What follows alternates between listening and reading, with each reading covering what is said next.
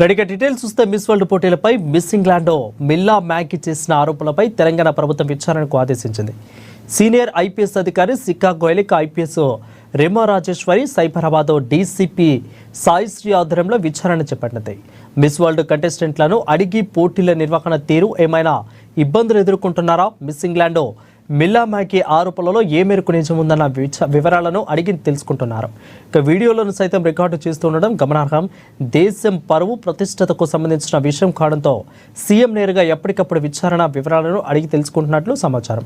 ఇక కంటెస్టెంట్లతో పాటు miss world CEO Julia మోర్లీ, పర్యాటక శాఖ ముఖ్య కార్యదర్శి జయేష్ రంజన్ నుంచి సైతం కూడా పోటీలను వివరాలను అడిగి తెలుసుకుంటున్నారు.